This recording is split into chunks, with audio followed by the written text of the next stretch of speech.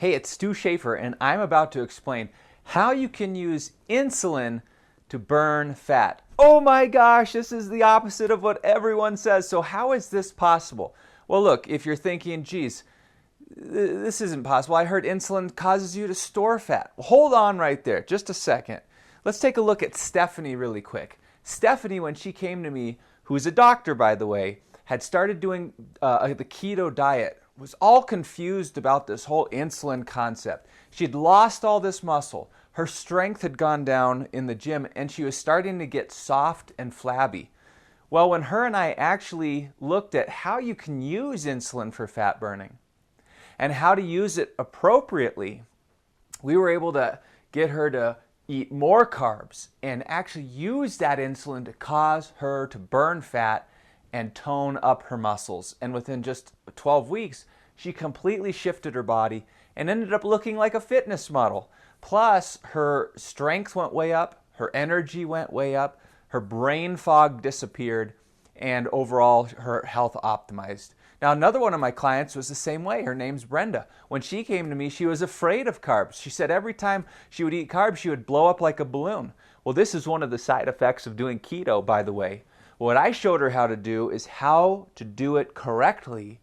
And in a matter of 12 weeks or so, Brenda was able to shave 4 inches off her waist by eating more food than ever before, eating more carbs, because she learned how to use insulin to burn fat. That's what we're going to be talking about today. So let's take a look at this. First of all, a lot of people will say insulin is a fat-storing hormone. That's not true. Insulin is actually a delivery hormone, but what really it is something called a Goldilocks hormone. All right, well, now what does that mean? It means a little bit, too little is bad, too much is bad, just the right amount is good. Okay, just like Goldilocks. And so what happens is if you don't have enough insulin, that's bad. If you have too much, that's also bad. But when you have the exact right amount of insulin being produced, that will actually cause you to tone and build muscle while at the same time burning fat and optimizing your health. It's really incredible, actually, when you think about it. So this is why so many people fail, because they say, well, less it must be better. No. Well, more must be, but no. It's like this nice little sweet spot. And by the way, this is the same with cortisol. If you've ever heard that cortisol is a bad hormone, it's not. Okay, it's another one of these Goldilocks hormones, but that's for a different video. So anyway, let's talk about what insulin actually does. First of all, it's a delivery hormone. It's not a fat storage hormone. Yes, it can cause you to store fat, and I'm going to talk about how that happens and how to avoid that so you can get it to cause you to burn fat. But it's really important for delivering vitamins and nutrients and hormones and enzymes, okay? There are a couple of hormones in your body that are fat-burning hormones. One is called leptin. Another one is called adiponectin. These two hormones are really special because they're produced by your fat cells, believe it or not. And what's supposed to happen is the body's supposed to regulate itself. So what's supposed to happen is the more fat you have in your body, the higher the leptin and adiponectin are, which is supposed to send a signal to your brain at something called the hypothalamus, which is like the body's control center. And what that does is when it gets the signal, hey, we've got a high leptin and adiponectin. That means we've got enough body fat. Okay, go ahead and burn the body fat, increase the metabolism, and lower the appetite or cravings. Now, if you don't have enough insulin to transport those hormones, the body won't get the signal correctly. Yeah, the body can also become resistant to it. And there's certain foods that will also block the signals. But if the signals aren't getting through, even though you're gaining fat or you have higher levels of fat, that's not making it through to that hypothalamus. So now the body thinks, oh my gosh, we don't have any fat. Okay, whatever comes into the body, store it as fat, lower the metabolism, and crank up the cravings and the appetite. So this is critical. And this is why insulin is important. Insulin is the delivery hormone for the leptin and adiponectin. It's what takes it through the blood and gets it up to the brain, where then it goes in, crosses the blood-brain barrier, so it sends the signal. There's also something else that is so critical for fat burning with insulin, and it's called the muscle delivery system.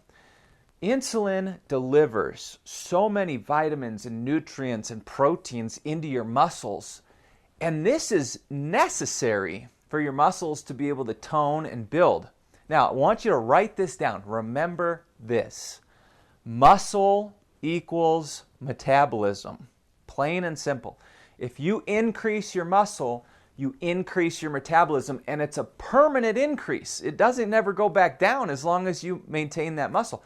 So if you are utilizing insulin properly, you can actually get it to deliver key nutrients and vitamins to your muscles, which will cause them to tone and grow, and it will speed up your metabolism and start causing you to burn fat. This is unbelievable if you think about it. So we've already covered just two ways. It sends the fat-burning hormone signals to your hypothalamus, and it helps build muscle. You with me? So this is crazy. Now, so all these benefits, oh man, so why does insulin get such a bad reputation? Well, because there's something out there called the fire hose effect.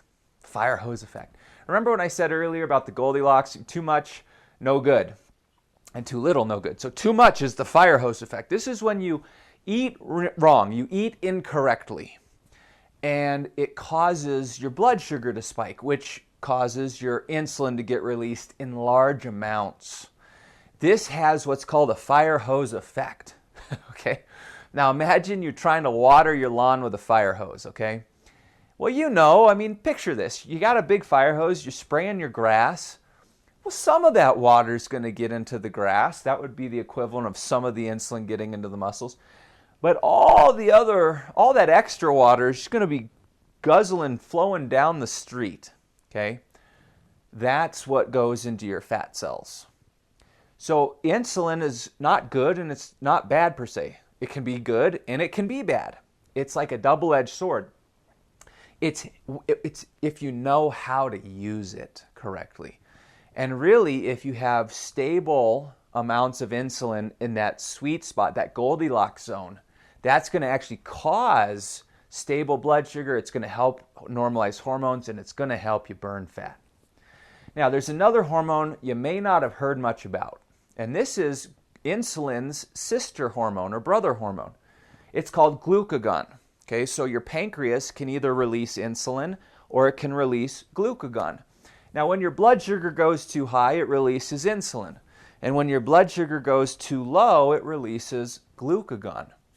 Well, the funny thing about glucagon, and I'm surprised not many people have heard about it, but the funny thing about glucagon is it actually will cause a specific enzyme called HSL to be released in the body, which will cause you to burn fat. Okay, right, so this means you should fast, right? Isn't that fast? So I should just not eat and get my blood sugar really low and then I'll start doing... Well, in theory, that would be true. In theory. Now, there's a big difference between theory and real life. What happens is when people do fasting and they're starving and starving and starving, yes, they do, or they don't eat any carbs. Yes, they do get their blood sugar really low. And that can cause the glucagon to be released, which can cause this HSL enzyme to start causing you to burn fat. However, there are so many side effects from low carb and fasting. And so this fat burning shift is very short-lived. It's very short-lived. Then what happens is, after just a little while, your metabolism downgrades. Your blood sugar becomes very unstable. So it gets really low when you're starved, but as soon as you eat, it spikes, and then you're causing the fire hose effect. It causes fatigue. It can cause hypothyroid. It can really stress your body and crank your cortisol up too much, which can prevent fat loss. So I'll do a whole video about fasting and keto and some of the side effects. But just know that for a teeny tiny short period, yes, it will do this, but very soon after, all the side effects will kick in. And this is why I have so many clients, women, in their 40s, 50s, 60s, 70s, who started off fasting or doing keto, and they said, man, in the beginning it worked great, and then it stopped working, and now I'm just slowly gaining the weight, and I can't get it off. My body won't burn the fat. This is what's happening. This is side effects that have kicked in. So let's talk about what to do instead, okay? Here's the key. You got to understand something called the food quadrant. You want to check out the next video. It's all about the food quadrant. And then I'm actually going to share how to reverse insulin resistance. So 2 awesome videos coming up, the food quadrant and how to reverse insulin resistance. And still eat carbs, okay, without restricting, which is going to be amazing. You're going to love this. So food quadrant says there's 4 parts of nutrition. 4, okay? There's what you eat. That's the actual food you're eating. There's how much, the calories. Those are the least important, by the way. Then there's the timing of foods through the day, what foods you should eat in the morning versus the middle of the day versus the evening, and most important, the combination of foods at each meal. This is critical because you could eat a healthy food like an apple or an orange or something like that, and if you don't combine it with other foods correctly, this will cause an insulin spike and cause this fire hose effect, and it'll make you store fat. This is the worst combination out there, and a lot of people are falling prey to this. A fat and a carb. So what would be some examples of this? Avocado toast would be an example. Macaroni and cheese. Most people don't eat macaroni and cheese when they're trying to lose weight, but you never know. Toast with nut butter. A nut butter with fruit. Okay, nuts and fruit. These types of things. What happens is you're actually causing the body to go into a fat storing state instead of a fat burning state. So here's the key. If you eat the right food in the right combination at the right time of day, you'll get the right hormones and enzymes to fire while regulating things like insulin and glucose. And this will put your body into this very special fat burning state. It's called the thermogenic state, where now all of a sudden your body just burns fat all the time. Your metabolism cranks up. And your hormones actually balance, believe it or not. This will include the muscle delivery system, where now when you lose weight, you won't look soft and flabby. You'll look tight and toned. This is how it works. And so many people oversimplify, and they think it's just calories in, calories out. Well, if you haven't watched my other videos, I have a video specifically about why that's a lie. And that's actually the worst way to lose weight. Think of your body as a rainforest or an ecosystem. Everything working with one another. There's chemical reactions, there's hormones, there's enzymes, it's all working together. And every different food you put in your body is going to affect hormones, it's going to affect enzymes, it's going to affect everything differently. And so for someone to just say calorie in, calorie out, that's just not how the body works. Your body is way more advanced and complex than that. You need to understand the right food at the right time in the right combination to cause these correct chemical reactions. When you do that, you don't even have to count calories, you don't have to restrict calories, you don't have to worry about calories. You can eat carbs, you can eat all sorts of foods and burn fat and tone your muscles and feel amazing. And this is what we do. This is what I do. This is the difference. So look out for the video on the food quadrant and how to reverse insulin resistance. And I'll see you soon.